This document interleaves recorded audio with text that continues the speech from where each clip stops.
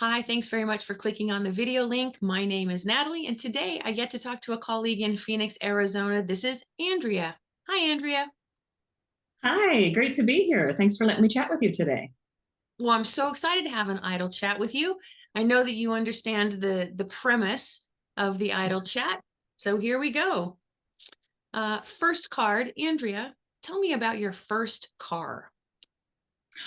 My first car was a blue Ford Escort that was given to me by my grandfather whenever he stopped driving. And what I loved about it was the most simple. I mean, it was almost at the time, if you'd opened up the dictionary to what is the definition of a car, that's the car that you would have seen. It was just beyond basic, baby blue, very simple, and very good for driving to, 20 minutes or so to high school and being completely humbled by how basic it was. Nothing wrong with Yeah. basic. Nothing Yeah. wrong What with about you? What was your first car? my first car was on the other end of that spectrum. My first car was a 1965 Ford Mustang Fastback, and all Okay. numbers matching, bright red with the black racing stripe that had the rally pack, four on the floor, the original 289. Mhm. It was teeny tiny. I was only 14 and I couldn't touch the pedals. So we had to re-weld the pedestal seat or the seat pedestals rather, so that I could, go through the gears. But it was a great car, and it had essentially two speeds: full stop or hair on fire. That was it. Perfect. I have to say, my second car was a little bit more of an upgrade. We went to a LeBaron Sebring convertible, and it was red and very exciting to drive. And I remember my dad saying, "I'm going to go get a personalized license plate for this car.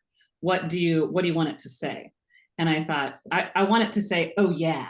Just OHYEAH. Just, oh yeah, here's me. I'm driving my red convertible. And he came back from the DMV, and I said, "Did you get it?" And he said, "Actually, oh yeah was already taken." And I was like, "Okay, what did you get instead of oh yeah?" And he said, "I got the closest that I could get, which was Ouya." So it was OOHYAH. And for the rest of my high school career, people always talked to me like I had a German background, like, "Oh, you're driving the Ouya today." So it was a little bit humiliating that I thought I was in a really cool car. But then I had a license plate that, kind of took me down a notch. That said you were from Wisconsin. Right. Exactly. All right. Andrea, the next card reads, when was the last time you stayed up all night? Oh goodness, that would have been in Las Vegas. That's just a place that stays up all night with you. Yeah, I remember going there. It was many years ago, and I just, that point you have where it's like, if I'm at home, I'd go to bed at 9 o'clock. But if you excited me by something else, there's like a dip, and then there's a rally. There was a rally, and it was a great time. Yeah. And What did you about you? win? I didn't do any gambling. No, we did a lot of wandering around, a lot of dancing, just a lot of goofing off, meeting random people. It was super fun. Still fun. Still fun. Mm-hmm. Excellent. Good Yeah. choice. Um, Yes. Andrea, would you rather go on a safari or a cruise? A safari. I feel nervous about cruises and the so funny. My friends make fun of me. There's maybe like two or three stories a year of someone falling off of the edge of a cruise ship. And it's always suspicious. And there's always just all these question marks around their relationships and whether or not it was purposeful or accidental and who did it. And I just have this feeling like somehow I'll get caught up in some story around flipping off the edge of a cruise ship. So I don't even care what the safari is. I just don't want to be on the cruise ship. Nobody wants to be on 48 hours. Right. Exactly. Posthumously. Mm-hmm. Hard pass. All right. Next card. What is the coolest animal that you've ever seen in the wild? I don't know that I've seen any that are that cool. I live in Phoenix, Arizona, which means that we have coyotes periodically in our city. Um, So there's a one-legged coyote that used to wander our street for several years, and there was always sort of an odd sighting to see not the one-legged. He was missing one leg, and would wander around, kind of hopping around oddly. Right. Yeah. And Yeah. you've got Javelina with those super cute little babies that go destroying all Yes. your potted plants. Yes, they're a little bit unusual as well. But they're cute. It's the Uh, wild, wild west. it is. It is. It seems to me though in Arizona the plants are more cool than the animals. This is true. Yes, it has a little bit of a when you go to our botanical garden, our desert botanical garden, it has a bit of a Dr. Seuss world feel. Like how did someone come up with plants that actually look like this, which is fun. Yeah. If Dr. Seuss dropped acid, you'd get Arizona. Yes. All right. Miss Andrea, what is fine in small numbers but terrifying in large numbers? Mm. Children just being outnumbered, I think. I think they're wonderful in small numbers, but I just always remember having a bit of a catching my breath whenever I got selected to be the chaperone on when my kids were younger, and taking field trips and having to manage the differing interest levels and discipline interests of a large number of children. It was always felt a little bit terrified by that. Yeah. I always thought it'd be easier to teach my cat to floss than successfully chaperone a day's field trip. Oh, that's tough. What movie or movies do you quote most often? Hmm. I have an unusual gift. I don't know if you have it too, of forgetting the movie right after I watched it. Like I have this sort of emotional high and experience, and it's just so lovely. And so I'm much less likely to quote words or sentences from a movie as I am to share very enthusiastically about the movie itself. Themes, what it opened me to, what it made me consider. I just saw that movie, We Live in Time, with Florence Pugh and Andrew Garfield. I can't tell you a single line from that movie, but I can tell you it was the most beautiful storytelling of life lived in love and conflict and longing. And you should see it. Thanks for the recommend. That's a good Yeah. one. Yeah. Yeah. I like getting recommendations from movies based on how they make you feel. Mm-hmm. Yeah. I think because of my job, and maybe yours too, I'm always drawn to stories of relationship, and often stories of relationship struggle, because I'm so interested in how people capture the love-hate relationship of a loving relationship. It's just so interesting to me how people can represent that and inhabit those roles so well. Well, then I've got a recommendation right back at you. Have you seen Lee Miller with Kate Winslet? No, no, I have not. Sounds like it'd be right in your wheelhouse, my friend. I'm writing it down. Thank you. You're welcome. All right, Miss Andrea, next card. What was the last photograph that you took? Let me see. I'm sure it was something very fascinating. Oh, it was of my daughter's blue fingernails. We sent them as a picture to my other daughter who's in college. Blue Not fingernail. even, yes. And prior to that, it was the picture right before that was this new piece of art that I have sitting back here for a birthday. A friend of mine who's been a friend for, gosh, decades, made a collage of things that she thought represented my life experience. And it was very meaningful. And so I took a picture of that as well. Oh, nice. Blue fingernails count too, though. Yeah, they do. Yeah. All right. Let's see. Next card. What is the coldest you've ever been? Oh my goodness. I used to live in the state of Michigan, and I had Raynaud's syndrome, which is where the blood doesn't circulate all the way to the tips of your fingers. And so I would get very white fingers. And I lived in this glorious 100-year-old home that would get so drafty. And so I had someone come and do an energy audit of the home. And at the end, he said to me, he's like, you have the equivalent of a 3 foot by 3 foot hole in your house. Like that's how much air is coming in. It's as if I just sort of opened a 3 foot by 3 foot window and left it always open. That's how much it was seeping out. And it was funny because I went to the effort of fixing the portion of the home that I did before I moved. So I moved sort of mid-project, and so then I left it. And then it was funny because I went back to visit the new homeowner many years later.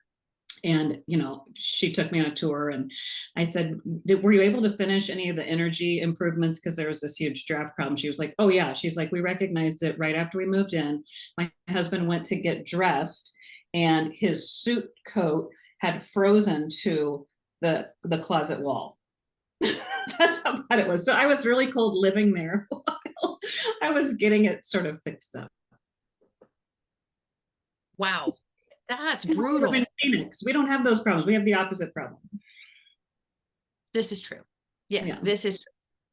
On what topic could you spend hours and hours talking? What makes yummy, healthy relationships and what makes difficult relationships. And I could just go on and on. I love listening to people talk about it. I love talking about it. I love debating about it. I love learning about it. I find people and the ways that they connect and the ways that they disconnect and the ways that they disconnect in love, right? Like it's not just that disconnecting because I don't love you anymore, but how do we disconnect lovingly? If I have to leave, how do I leave in love? Those are topics that just fascinate me to no end. Then you're in the perfect environment.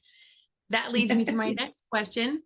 Tell me a little bit about who you are, what you do, how you do it, who your clients are. Sure. Yeah. I'm a certified divorce coach. I'm a licensed social worker. I work with people who are in the whole continuum of divorce. So how I find myself interacting most with people in mediation is I'm a great person for people to send their potential clients to. Meaning a lot of people, when they're looking at an attorney, they're looking at a mediator, they're not actually sure that they want to get divorced yet. Part of them figuring it out is trying to understand the process, interviewing some key players to try to get more information, but they're really not ready to pull the trigger for whatever reason. And so I have a lot of people, mediators and attorneys, who send people to me to go through my do I or don't I process. This is where I really help people think through, feel through, and live through the options that are sitting in front of them in a very sort of safe, careful, open way. Just because I'm a divorce coach doesn't mean I'm pro-divorce, right? I'm very interested in sending people back into their marriages better equipped for another run at it. I'm also just as happy to send you in a way that sort of leads you back toward the original impulse, which was toward divorce. So that's one way. Another way is I'm actually preparing people for mediation. So just because you hire a mediator doesn't mean you're ready to do the business of the hard work of breaking up. And so we're working through things in our coaching sessions around how to manage triggers, how to manage the lack of emotional justice that occurs in the process. We talk about proposals, right? Some people don't even think about what the proposals are going to be. They have far-flung ideas about what it means to get spousal support and child support. So we're really kind of bringing everything into this realistic container, so that we're sending people into mediation for the business of mediation, or we're sending people into their attorney's office for the business of handling their divorce. And so those are two big areas that I function in. But on the whole, I'm doing divorce coaching from top to bottom. I get people who are thinking about it, people who've been divorced for 5 or 10 years and still have a lot of debris that they want to clean up. And so my heart is in helping people find a home, a good, loving, wonderful home inside of themselves after the kind of disruption that a relationship tear can cause. Well, it sounds like you're perfectly suited to the work that you do, and that you're really passionate and well situated to help people do exactly that. Good for you. That's good work. Yeah, thank Good. you. It fits well with I have a passion for people having healthier 2-address families. As divorce becomes more and more of a norm in our family, arrangements, we do need to do it better. we have a pretty bad track record of how we muddy our way through the process. And so my hope is really to create healthier people, develop healthier people who can then develop healthier two address families, even when their partner is, or soon to be former partner, is difficult. Those are tricky situations when you're not working with someone who really can or wants to be amicable with you. Those are the situations that I find myself operating in most. Yeah. And, just because things don't end well doesn't mean they have to end badly. This is right. This is right. And there's a lot of growing up that has to happen in the process, and a lot of letting go, even in different ways than we thought. Ways that, I always say everybody gets a portal in life, and that portal is usually a pain point. So for some people, it's, losing a limb, or it's losing a job, or something, right? Some loss, something didn't go the way they wanted it to. And that's the portal into this new experience of life, if you're open to it. But you get a few opportunities, right? You might miss some of those along the way. Your little portals might come and go. And divorce is just one of those really beautiful portals where you need to learn some things, and your divorce can help teach you them as well. And so it's always exciting to kind of sit with people and listen with people as they hear what their portal is, and what it is that this is the thing I've really always needed to shift or change or relinquish, not necessarily even related to the relationship, but in my own self, in order for life to operate better. So it's Oh, it's a real gift to be able to watch that. yeah, but what a truly human and lovely and positive way to approach something that I think a lot of people face with fear and bitterness and regret and guilt Yeah. and generally negative.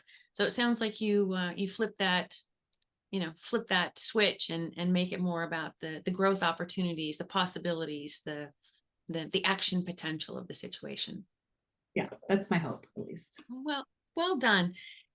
Andrea, thank you so much for joining me for an idle chat. It's been really nice talking with you, laughing with you, and getting a better appreciation of the work you do. If someone wanted to reach out and find you online, what would be the best way for them to do that?